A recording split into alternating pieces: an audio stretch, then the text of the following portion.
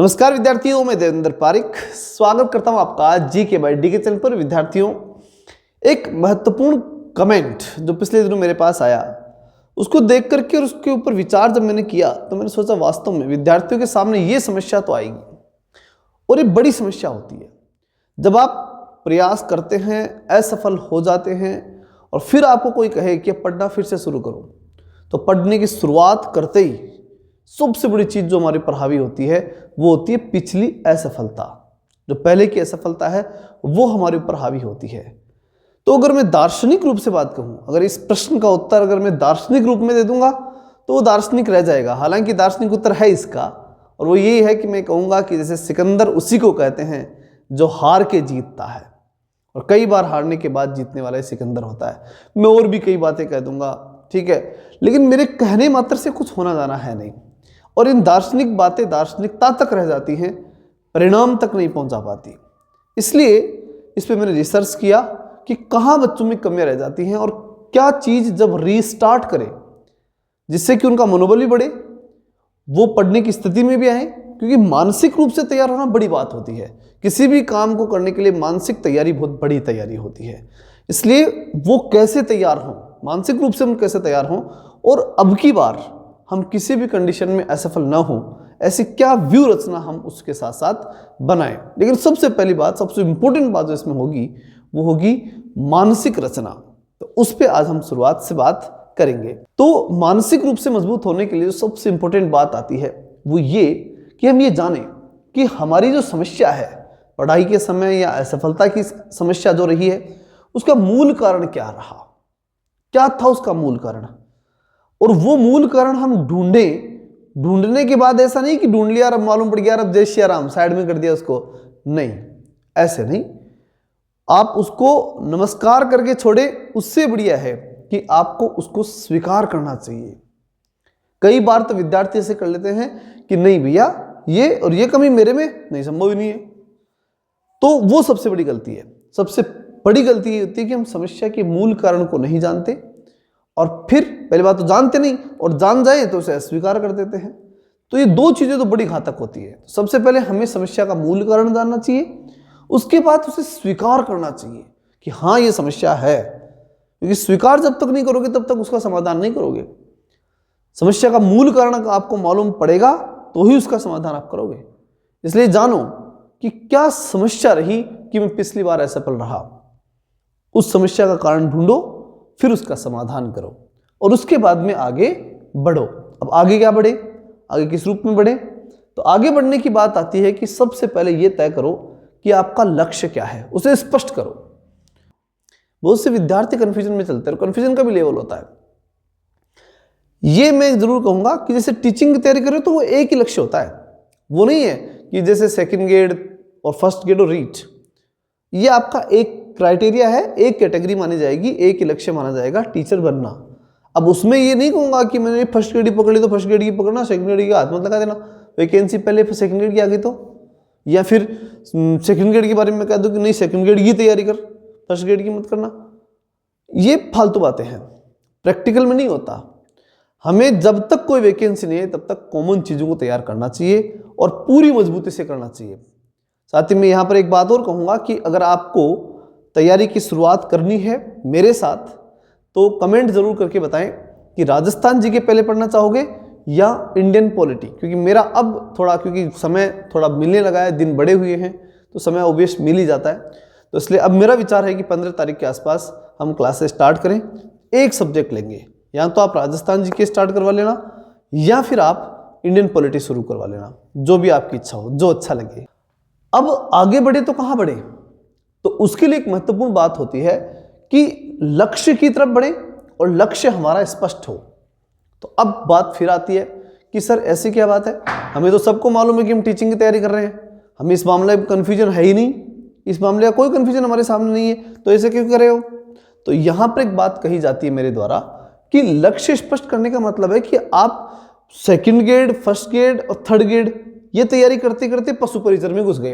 अब बताओ, अब मैं ये तो नहीं कहूंगा, क्योंकि देखो बेरोजगार व्यक्ति हर जगह हाथ मारता है कि कहीं से भी जॉब मिल जाए, तो मैं ये तो नहीं कहूंगा कि आप गलत कर रहे हो, लेकिन ये बात भी कहूंगा कि कहीं ना कहीं लक्ष्य स्पष्ट तो नहीं है।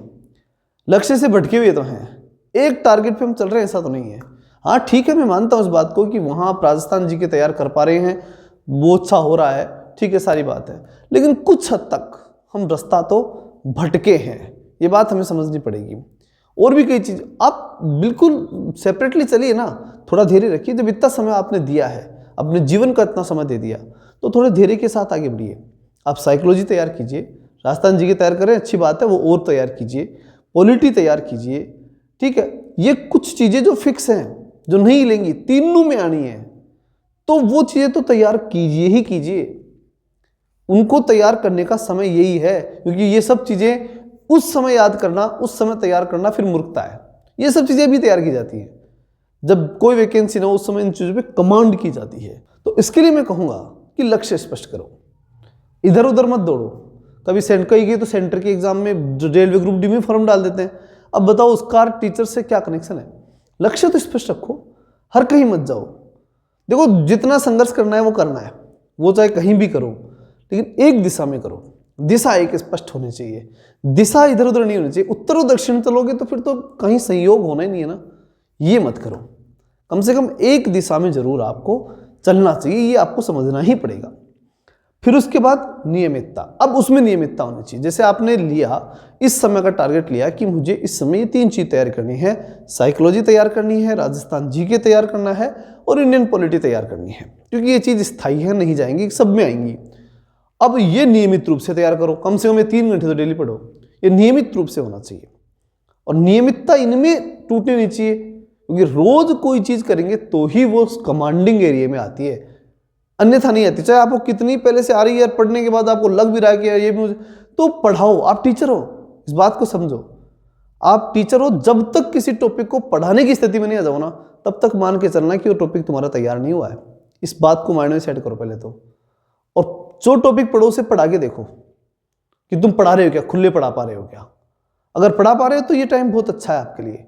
अपनी स्किल भी बढ़ाइए, क्या मालूम कहाँ कब काम आ जाए, वो भी एक अच्छी बात है। तो अपने आप को डेवलप करने के ऊपर जाओ, अपने में क्वालिटी भरो, फिर लक्ष्य नहीं देखने पड़ते, फिर मेहनत नहीं करनी पड़ती। एक बार क्वालिटी जनरेट कर लो, फिर दिक्कत नहीं आएगी, निश्चित रूप से, विश्वास के साथ मैं कह रहा हूं आपको। इसलिए 3 विषयों को आप पूरी कमांडिंग एरिया की तरफ लेके जाइए और नियमितता के साथ जाइए, रेगुलरिटी के साथ उसकी तरफ आगे बढ़िए।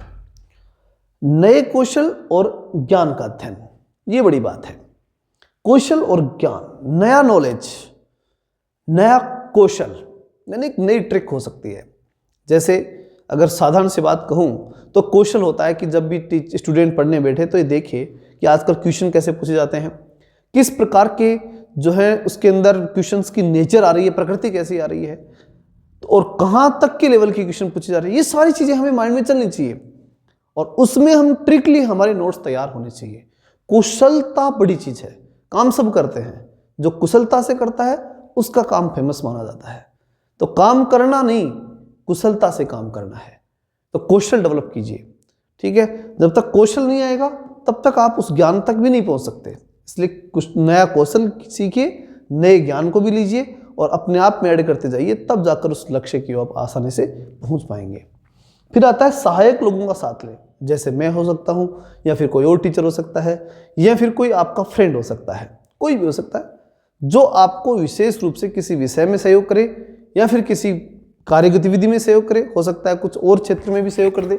सहयोग होता है, तो उसको जरूर साथ रखें। सहयोगी बड़ी चीज होती है, सहयोग कीजिए भी और सहयोग लीजिए भी, ये दोनों चीजें हमें आनी चाहिए, सहयोग देना और सहयोग लेना। अगर ये नहीं आता है तो हमारा तो वैसे सामाजिक जीवन ही फिर अधूरा है। तो ये चीज हमें सीखनी पड़ेगी। अगर कुछ नहीं आ रहा, कोई पार्ट नहीं आ रहा, कोई चीज नहीं आ रही, तो जरूर सहयोग लीजिए। और फिर सहयोग तभी ले पाएंगे जब आप किसी का सहयोग करेंगे भी। तो इस प्रकार की भावना हमेशा चलते रहनी चाहिए और इस प्रकार का डिस्कशन मैटर पे ही पढ़ाई चलती रहनी चाहिए, ये हमें ध्यान रखना पड़ेगा। फिर उसके बाद सहनशीलता बनाए रखिए, ये बड़ी बात है। आप सहनशील नहीं होंगे तो फिर तो कैसे होगा बताओ। आप सहन ही नहीं कर पा रहे उस चीज को कि भाई मैं फेल हुआ, पास हुआ, क्या सहन कीजिए। समस्याएं जीवन में कई आती हैं, अगर हम सहन नहीं कर पाते तो बिखर के टूट जाते हैं। इसलिए सहन कीजिए, सहनशील बनिए। मैं ये बात कह रहा हूं लेकिन कुछ हद तक मैं भी नहीं रहता सहनशील।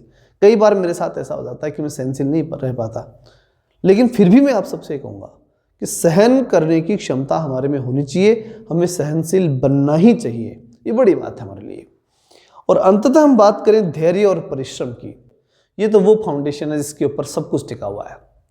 धैर्य के साथ परिश्रम करते जाइए, धैर्य रखना पड़ेगा, परिश्रम भी करना पड़ेगा। बस एक चीज आज से जीवन में और जोड़िए, कुशलता के साथ और ज्ञान को लेते हुए, और फिर लगातार चलते जाइए।